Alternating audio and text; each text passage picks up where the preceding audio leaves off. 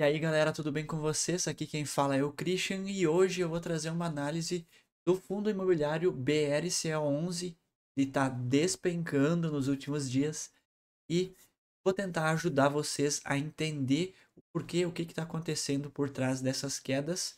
Vamos analisar se teve algum fato relevante que o fundo publicou. Vamos também analisar os gráficos, as cotações desse fundo, para ver se ele está em algum suporte ou se existe aí a possibilidade dele cair ainda mais para chegar em algum ponto de compra mais forte para a gente. Se você não é inscrito aqui no canal, tá esperando o quê para se inscrever aqui no canal? A gente está crescendo muito nos últimos dias, estou muito feliz com isso. E assim a gente vai em busca da nossa liberdade financeira. Eu possuo 40 cotas de BRCO11, eu cometi talvez um pequeno erro. Eu comprei quando ele estava muito caro. Na verdade, assim, ele estava no seu valor patrimonial. Então, assim, fundos imobiliários, você pode comprar. Os de tijolo, é tranquilo você comprar no preço do valor patrimonial, até um pouco acima. E quando eu comprei, o fundo já vinha caindo um pouco. Ele caiu bastante nas últimas semanas, principalmente depois que a gente teve a manutenção aí da taxa Selic. Isso faz porque, assim, quando a taxa Selic cai, a tendência é que os fundos de tijolo, o valor sobe bastante. Então, se nesse momento o mercado não gostou dessa manutenção da taxa Selic, principalmente porque isso vai fazer com que os fundos de papel, que são atrelados a dívidas, eles se valorizam um pouquinho mais. O de tijolo, eles despencam porque na verdade, é uma oportunidade para mim estar comprando eles agora mais barato. Se eu não tivesse começado a comprar caro, seria a oportunidade agora, porque vocês vão ver depois, quando a gente analisar os gráficos, são poucas oportunidades que a gente tem nos fundos imobiliários. Eles não são tão voláteis quanto as ações. Não é comum ficar acontecendo isso que está acontecendo. Então, isso significa o quê? Que é uma oportunidade para a gente comprar mais barato. Como vocês podem estar vendo aqui, BRCO está 109,69, uma queda de 7%. Ou seja, o mesmo fundo que eu comprei aí 7% mais caro, hoje eu posso estar comprando ele com um desconto. Se você vai no mercado e as coisas estão com desconto de 10%, você não pensa duas vezes para comprar. Então, quando a gente olha aqui para um fundo de tijolo e atualmente ele conta com 12 galpões. Ele acabou comprando recentemente fez duas aquisições. A intenção do fundo era comprar 3 galpões, acabou comprando só dois. A gente vai olhar quais são esses galpões. Ele tá aí a um PVP de 0,92. É muito difícil a gente ver um fundo bom sendo cotado nesses patamares de preço. Também a gente tem o XPLG, também está muito barato. E aqui é principalmente porque o XPLG ele tá bastante, ele tem uma ligação bem grande com varejo, então o pessoal não gosta muito. E estão descendo a lenha aqui no XPLG11. HGLG ele deu uma segurada aqui no 158, 159 ele tá hoje, mas ele chegou a estar 158, desceu até um pouco mais. O LVBI também caiu bastante, também amanhã acho que eu vou estar fazendo um aporte em BRCO e em LVBI. PTLG também. Eu só não aporto mais em VILG, porque VILG é aquele fundo ali que eu considero mais arriscado. E não é à toa que ele é o que está aí mais baixo no preço sobre o valor patrimonial. O GARI também está em ótimos preços. O GGRC11 também está em ótimos preços aí. Todos abaixo do preço sobre valor valor patrimonial, apenas o HGLG11 que está com seu P sobre VP em 1. Mas então, bora lá ver algumas informações do BRCO11, cotado 109,69, dividend yield de 9,71, P sobre VP muito, muito bom, uma liquidez muito boa, variando aí nos últimos 12 meses 2,41%. Essa aqui é a cotação padrão, então quem conseguiu aproveitar o ano passado, quando o fundo estava a R$ 92, quem encheu o carinho aqui, tá sorrindo à toa. Então assim, e por que que aqui os fundos de tijolo eles vinham caindo muito? Percebam que desde 2020, quando começou a subir a taxa Selic, o que que aconteceu nos fundos de tijolo? Olha a queda que ele teve. Então aqui ano passado começou a recuperação, né? A tendência era que a taxa Selic começasse a cair. E aí o que que acontece? O fundo começa a subir. Obviamente que o BRCO deve ter tido algumas outras informações. Eu não acompanho o fundo desde o ano passado, recentemente que eu comecei a acompanhar. Então pode ser que aconteceu alguma coisa aqui que ele teve um crescimento muito grande de cotistas. Nesse novo momento do fundo, aqui a gente tem uma oportunidade de ouro, porque nós não sabemos se ele vai cair muito além disso ainda. Muita gente acaba não gostando dessa taxa de administração. Muitos cotistas não gostam dessa taxa de gestão de 1%. Temos a taxa de performance aí que é 20% da distribuição bruta do que exceder 6% sobre o valor das emissões atualizadas por IPCA. É uma taxa um pouco alta, a gente não consegue mensurar exatamente o tamanho disso, mas é só sobre o que exceder, então não é sobre o rendimento bruto, o rendimento, né, total do fundo. Além da taxa de administração e custódia, aí que se o patrimônio líquido aí ficar abaixo de 1 bilhão, então a taxa de administração é 0,05. Se ficar acima, 0,03% ao ano. O Bresco ainda não divulgou o relatório de junho, então a gente tem aí o último relatório, é o relatório do mês de maio. Naquele momento aí o fundo contava aí com 472 mil metros quadrados de área bruta locável e tem potencial de expansão de 7%. Eles citam que 35% de suas receitas aí são de propriedades localizadas no raio de até 25 quilômetros da cidade de São Paulo. E ele conta hoje, aí, após as suas duas aquisições, 6% de vacância física nos empreendimentos. Os contratos têm um prazo médio de 5,5 anos e 38% são atípicos. Para quem tem dúvida sobre o que são os contratos típicos e atípicos, os típicos são contratos que estão na lei, ao passo que os contratos atípicos são aqueles que não estão classificados na lei. O que isso quer dizer? Normalmente os contratos típicos, eles são contratos mais padronizados. Eles não envolvem cláusulas assim mais específicas. Diferente dos contratos atípicos, eles, digamos assim, são mais adaptados talvez para alguma determinada empresa. E só que os contratos atípicos, eles valem da mesma maneira que os contratos típicos, né? Então a diferença é que eles podem ser mais modificados, moldados talvez, dependendo da situação, para determinado inquilino, né? Mais específicos para um inquilino em questão. Aqui eles citam que os contratos atípicos eles possuem o mesmo grau de importância daqueles considerados típicos que estão na lei. Eles trazem aqui também que aproximadamente 82% dos inquilinos são classificados como grau de investimento AAA ou AA pelas agências de rating e especificações técnicas de 11 das 12 propriedades são de classificação A+. O fundo ele é exclusivo de logística. Essa classificação AAA não sei se significa muita coisa. Americanas também era AAA e olha só no que deu. Eu tô rindo de nervoso. Nem sempre isso é uma garantia, né? A gente não sabe exatamente. Em maio, aí o fundo teve um total de receitas de 15 milhões. A receita com os imóveis aí foi de 13 milhões. A receita financeira dos investimentos que eles têm em renda fixa, 2 milhões. As despesas, 2 milhões e 83 mil. Taxa de gestão aí, 1,5 milhão. A taxa de administração de 54 mil. Despesas com propriedades, 258. Despesas gerais aí, 102. Despesas financeiras, 126 mil. Dessa forma, o fundo teve um lucro aí nesse mês de maio de 13 milhões 359 mil. Ele distribuiu, ele adicionou aí 478 mil para continuar mantendo os 87 centavos por cota. Dessa forma, até maio, o fundo tinha distribuído 97% dos rendimentos. Ou seja, eles estão um pouquinho ali, estão quase chegando a 95%. Pelo menos eles não estão queimando tanto caixa assim, eles estão conseguindo manter a distribuição de proventos sem queimar tanto caixa. O fundo conta com 54% aí dos seus ativos, seus galpões logísticos em São Paulo, 15% na Bahia, 8% em Minas Gerais, 7% em Alagoas, 7% no Paraná, 6% no Rio Grande do Sul e 4% no Rio de Janeiro.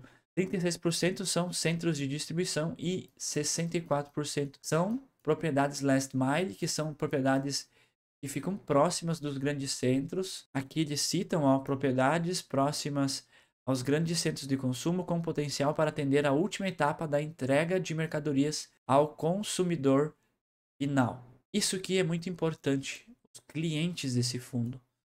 Talvez vocês vão ver aqui Magazine Luiza, Americanas, vocês vão ficar meio assim, né? Peraí, como assim? Mas, quando a gente analisar aqui composição da receita de locação, a gente fica um pouco mais tranquilo. Afinal de contas, varejo, e-commerce 35%, bens de consumo 49%, operador logístico 8%, indústria 9%. Quando a gente analisa aí a carteira por cliente, temos aí a Natura, que ela está relacionada aqui aos 49% de bens de consumo. Então, 22% dos galpões logísticos estão locados pela Natura. 15% Mercado Livre, que é um dos gigantes do nosso e-commerce aqui no Brasil. 12% para o Whirlpool. Para quem nunca tinha ouvido falar da Whirlpool, ela é uma empresa líder aí de marca e produtos de excelência operacional de pessoas. Ela está presente aí na Brastemp, Consul, Kitchen Hind, Bblend e Compra Certa. Também 11% fica o grupo GPA.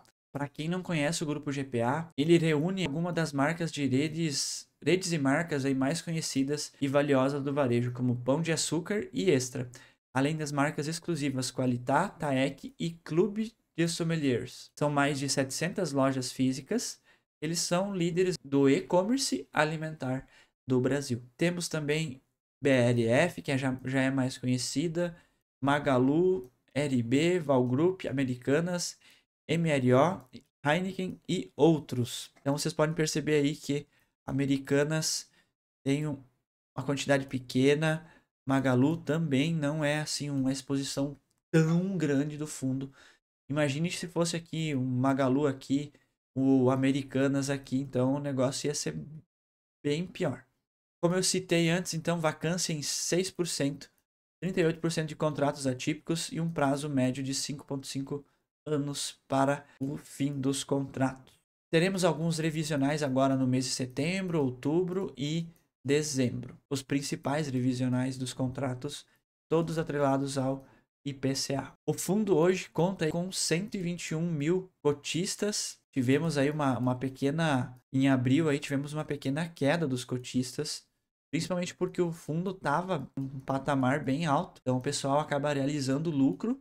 E o que que faz depois? Acaba comprando mais barato. Possivelmente estão comprando agora. Então o pessoal que vendeu um preço caro vai recomprar agora um pouco mais barato. Quanto ao portfólio imobiliário, o fundo tem ótimos ativos. São ótimos galpões. Eu não vou estar citando um por um aqui, mas vocês podem estar entrando no site do fundo, né? No RI do fundo e procurando esse relatório aqui do mês de maio. Pode estar olhando um a um aqui. Ou se quiserem ir parando o vídeo aqui para vocês poderem olhar as informações. Mas são ótimos, ótimos galpões. Esse imóvel aqui, o Bresco Canoas, foi atingido pelas enchentes no Rio Grande do Sul, mas o fundo ainda não se pronunciou exatamente sobre o que vai acontecer com esse imóvel. Inclusive, esse pode ser um dos motivos pela queda, pela grande queda também. Esses dois galpões foram os últimos adquiridos com a última emissão das cotas, o Natura Murici e o Bresco Osasco. O Bresco Osasco, então, saiu aí por 147 milhões e o Bresco Murici, ele saiu por 114 milhões, mais 7 milhões, referente ao saldo positivo dos ativos e passivos apurados no balanço de fechamento. Esse preço da aquisição será pago em duas parcelas. A primeira parcela equivale a 50% do preço do ativo. A acrescida do saldo positivo dos ativos e passivos apurados no balanço do fechamento foi paga já na presente data e a segunda parcela será paga em 12 meses, corrigida pelo IPCA. O fundo está conseguindo manter aí seus dividendos em 87 centavos nos últimos meses. O pessoal estava com medo que eles não iam conseguir manter esse valor, mas a princípio já a gestora já veio se pronunciar e a tendência é eles manter isso daí até por um longo período, variando de 87 centavos, podendo cair um pouco, mas a princípio é isso que eles vão pagar pelos próximos meses, talvez até mais um ano, 2 anos aí. Aqui no Investidor 10 a gente tem a área das dúvidas do pessoal, né? Essa pessoa aqui perguntou Bresco ou BTLG? Vamos ver aí as respostas do pessoal. Tem os dois em carteira, continua aportando nos dois. Cara, fica difícil, melhor os dois. BTLG, na dúvida tem os dois. Bresco, os dois. Tem os dois, tem os dois. O Breno Neri não gosta do BTLG, sempre fazem rolo para se beneficiar. Só esperar que sempre acontece algo. Em logística temos vários fundos bons, BRCO, HGLG, HSLG, VILG, LVBI. Para que se meter com BTLG? É uma ótima empresa para ser sócio, mas para ser gestora de FII vai sempre inventar algo para se beneficiar. Então ele não gosta muito do BTLG. Temos uma dúvida sobre o galpão que temos no Rio Grande do Sul. Tem seguro, tem tudo certinho, então eu não sei por que, que eles ainda não vieram esclarecer para os cotistas, sabe? Fica aquela pulguinha atrás da orelha, porque né, eles estão bem quietinhos quanto a isso. Eles se pronunciaram lá no mês de maio ainda, e depois disso sumiram, não falaram mais nada. Talvez agora no relatório de junho venham informações. Vamos aguardar aí os próximos dias pelas informações quanto a isso. Então aqui o Alexandre coloca, né? Acredito que poucos. Só temos, né? A gente viu, só tem um imóvel lá. E como eu falei, então tem seguro, tem tudo. E seguro para inundações, inclusive. A Sandra pergunta, né? Por que, que tem tanta gente vendendo? Então aqui, a princípio, o fundo começou a cair ali em maio, né?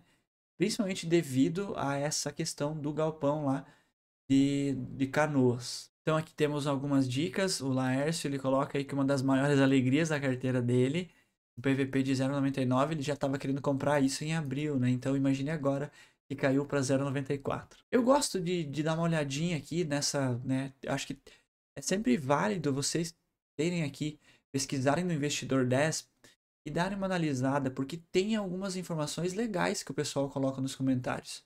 Aqui a gente não tem muitos comentários, mas tem alguns fundos que tem muitas dúvidas, muitos comentários. Então, sempre é legal dar uma olhadinha. Gratuito, podem ir pesquisando, é bem tranquilo. O último comunicado, então, foi aqui, esse daqui, possivelmente do imóvel lá de Canoas.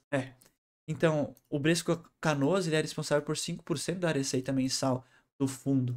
E ele foi diretamente atingido aí pela inundação. Tomou conta da região. E depois desse dia aqui, de 8 de maio, eles não se pronunciaram mais sobre aquele imóvel. Isso fica, né? A gente fica um pouco com o pé atrás do porquê que não, né? Fica meio estranho. Então, novamente aqui, o fundo vem dando uma oportunidade. Na sexta-feira, dia 14 de junho, ele bateu aqui próximo a 109, passou até 109,7. E novamente aí, hoje, no dia 2 de julho aqui, o fundo veio bater novamente esse ponto aqui. Então, pessoal, pode ser esse mesmo ponto em novembro de 2023 ele bateu. Por que que tá segurando tanto? Esse aqui é um dos suportes, né, mais próximos. E percebam que aqui, quando ele teve essa alta gigantesca aqui no mês de maio do ano passado, nessa região ele teve uma certa dificuldade para conseguir romper. Então ele teve uma resistência aqui nos R$ 108 aqui. Ele rompeu e também teve alguns dias aqui de dificuldade para ele poder romper essa região do 109. Quando ele rompeu a região do 109, o que, que ele fez? É sempre interessante vocês analisarem esses gráficos. O que o fundo fez aqui? No mês de maio, então, o fundo rompeu aqui, atingiu 108,24. Aí ele voltou a testar. Olha só como essa região aqui foi extremamente difícil para ele romper. Ele tocou vários dias aqui, voltou a testar essa região aqui dos R$ 106. Aí ele retornou, rompeu, voltou a testar. Deixa eu colocar por diferente. Fez uma nova máxima aqui no 109, teve dificuldade, né? Voltou, recuou e conseguiu romper. Quando ele rompeu, então ele voltou a testar essa região. Normalmente isso acontece. Não é 100% das vezes, mas isso tende a acontecer com uma grande frequência. Quando uma cotação ela rompe uma resistência, ela volta para testar e acaba virando um suporte de preços. Tanto é que quando rompeu aqui, olha só, bom tempo depois, onde que ele veio tocar? Na mesma região. O que é mais legal ainda é que nessa mesma região é a região que o fundo tocou agora. E o que aconteceu? Tocou ali, teve uma pressão compradora muito forte, voltou a subir, tá testando novamente essa região. Pode ser que rompa e venha aqui para 108 e talvez até aqui em 106. Eu acho um pouco improvável disso acontecer, porque o fundo vai ficar muito barato. Então começa a ter uma pressão compradora bem forte aqui nessa região. Tanto é que hoje tocou aqui e já o preço deu uma recuada. Vamos ver o que acontece amanhã, possivelmente, talvez. Aqui é uma região muito forte de compra. Muita gente deve estar aproveitando essa região. E pode ser que até o preço amanhã ele dê uma reagida. Então, para quem comprou aqui na casa do 118, quando estava caindo aqui, eu comprei nessa região aqui, do 118, é o meu preço médio, né? Então, comprar aqui a 109 é um desconto muito bom, né? Isso vocês vão ter que entender. Nem sempre você vai comprar no melhor preço, tem que analisar. Não tem como a gente saber, não tinha como a gente saber que o fundo ia cair tão bruscamente aqui, principalmente devido às chuvas lá no Rio Grande do Sul e também pela manutenção da taxa Selic. E esses são os dois principais pontos de alerta nesse fundo. Não tem nenhuma outra questão e o pessoal está batendo muito nele. Então pode ser que ele venha romper aqui até os 108. Vou colocar umas cotas aí, deixar um VAC aqui para ver se pega um pouco abaixo aqui. Vamos torcer que sim. É importante vocês sempre analisar o gráfico também. E talvez vocês possam aí estar colocando alguns pontos de entrada. Bom, pessoal, eu vou ficando por aqui. Eu espero que vocês tenham gostado desse vídeo. Se inscrevam aqui no canal. Deixe o seu comentário aqui embaixo. Eu gostaria de saber se vocês possuem BRCO11, quantas cotas que vocês têm, quanto de dividendos que vocês receberam no último mês. Agradeço a cada um e a cada uma que vem acompanhando meus vídeos. Tamo junto. Isso aí, vamos crescendo em busca da nossa liberdade financeira.